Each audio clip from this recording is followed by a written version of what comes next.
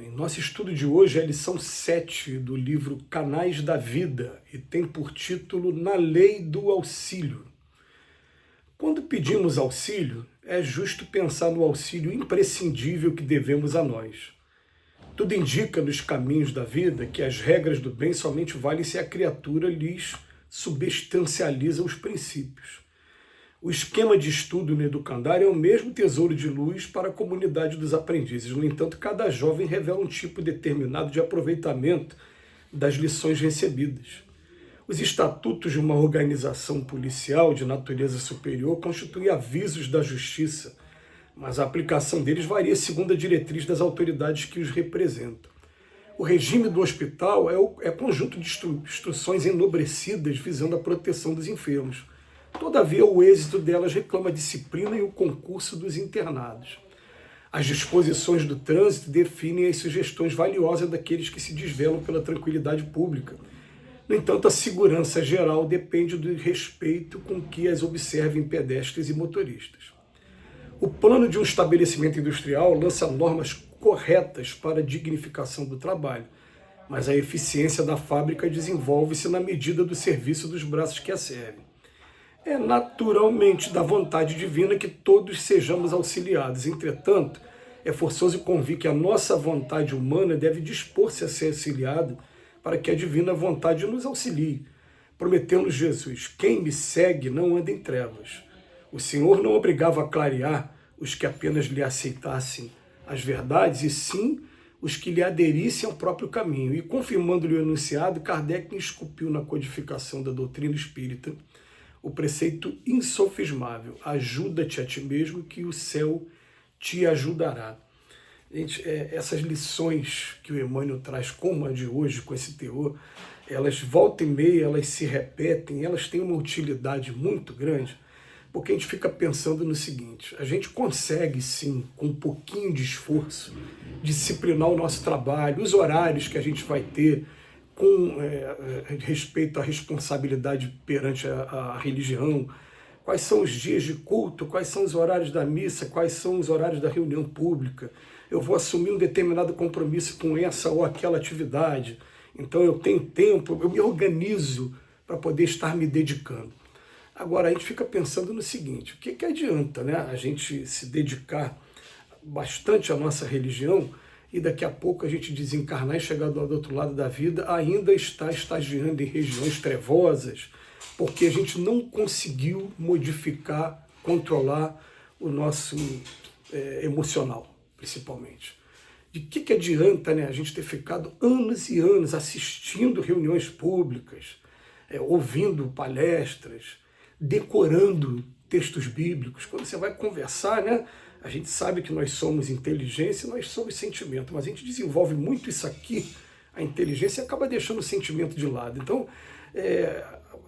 o versículo bíblico, a pergunta do Livro dos Espíritos está aqui na ponta da língua. Eu vou saber por quê? Porque, na verdade, eu estou utilizando unicamente o meu recurso intelectual. Mas como é que anda o nosso recurso emocional? Às vezes a gente é repetitivo nos exemplos, porque são exemplos que são marcantes, mas, por exemplo, quando eu li o livro no Obreiros da Vida Eterna a primeira vez, me chamou muito a atenção quando o espírito André Luiz, ele relata que ele está no plano espiritual, numa região que ele chama de pronto-socorro móvel, como se fosse uma ambulância, só que em extensões maiores pelos relatos dele. E é uma região que fica no meio da região umbralina mesmo. Quer dizer, você está ali um pronto-socorro com sofredores de todos os lados. Então, volta e meia, os trabalhadores saem para socorrer os sofredores que estão do lado de fora. Quando ele chega do lado de fora, ele surpreende o quê? Ele surpreende uma pessoa que conhecia, que lembrou dele quando estava encarnado e que começou a entregar para todo mundo as coisas erradas que ele fez. Então, falou: André Luiz, eu fiquei imaginando a cena comigo, né? Já que a gente está aqui rodeado por uma nuvem de testemunhas, era Paulo de Tarso que falou lá na carta aos Hebreus já para a gente. Tem espírito vendo tudo que a gente está fazendo, espírito de tudo quanto é lado. Então eu vou chegar lá do outro lado e falar: o Robson, ele pousa de santo, mas olha o que ele é de verdade, começa a te entregar. E aí o que acontece com o André Luiz? André Luiz começa a ficar envergonhado, daqui a pouco começa a ficar com raiva. A raiva lá do outro lado da vida, ela vai fazer você entrar em sintonia com outros espíritos raivosos também. E aí O André Luiz teve que ter o socorro dos trabalhadores virem para o lado dele, isolarem o André e falar: André, o que está acontecendo contigo? Esse espírito está falando de você, mas ele é um espírito doente. E espíritos doentes, como a maioria de nós ainda somos, a gente fica expondo as fraquezas uns dos outros, você tem que ter compaixão dele.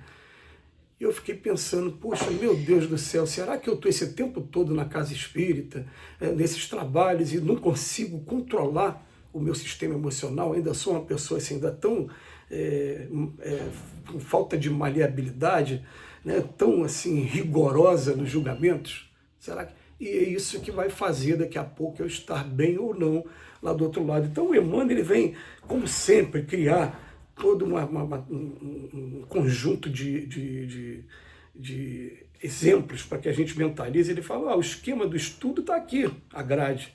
Agora, cada um vai pegar aquela grade de matérias e vai aproveitar de uma determinada maneira. Tem muito aluno que, sabendo que tem matemática, geografia, eu gosto de matemática, eu não gosto de geografia, deixa a geografia, não vai conseguir passar de ano se não estudar geografia também. Mas ele tem a predileção dele. Aí depois ele fala: os estatutos de uma organização policial, mesma coisa, mas cada autoridade vai pegar as normas de uma maneira. Ele vai falar do hospital, vem falar do trânsito, vem falar de um estabelecimento industrial, para dizer que todas elas trazem um conjunto de normas e que muitas das vezes a gente, ao invés de estudar aquelas normas para poder aplicar da melhor maneira, a gente simplesmente faz ao nosso bel prazer. E aqui está mostrando também para a gente: olha, eu estou trabalhando numa instituição religiosa, é para quem? É para Jesus. O que Jesus mais desejaria seria, né, que nós nos tornássemos espíritos melhores, que nós seguíssemos o seu evangelho. Foi ele que falou várias vezes: nem todos os que dizem Senhor, Senhor entrarão no reino dos céus, só aqueles que praticam a minha lei. E ele foi falar para a gente: ó, sois deuses, tudo que eu fiz vocês podem fazer igual a mim, só depende de vocês agora, vocês têm que fazer a parte de vocês. Vocês estão buscando a mim o tempo todo só para alívio. Eu falei: ó, venha a mim, vós que estáis aflitos, que eu vos aliviarei. Agora, quem vai buscar o caminho mesmo e construir dentro de si uma realeza junto com o Pai, vai ser cada um de nós. Não vai, para isso não vai ter esse auxílio. Ele até fala: essa geração, né, não está aproveitando enquanto eu estou aqui. Daqui a pouco eu não vou estar mais aqui para estar aliviando a dor de vocês. Vocês vão estar entregues a vocês mesmos. Então ele bota aqui: ó, quem me segue não anda em trevas. O Senhor não se obrigava a clarear os que apenas lhe aceitassem as verdades, mas sim os que lhe aderissem ao próprio caminho. A gente tem que fazer a nossa parte. Não adianta eu dizer que eu sou cristão e continuar não sendo uma pessoa mansa e pacífica, eu continuar sendo uma pessoa que não sou misericordioso, não sou humilde.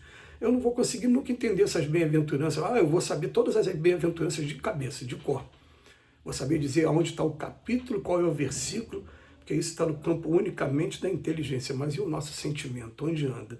Então essas lições do Emmanuel, quem está acompanhando aí os vídeos, vai perceber que elas são recorrentes. Ela volta e meia, o Emmanuel dá uma chamada, um puxão de orelha na gente, né?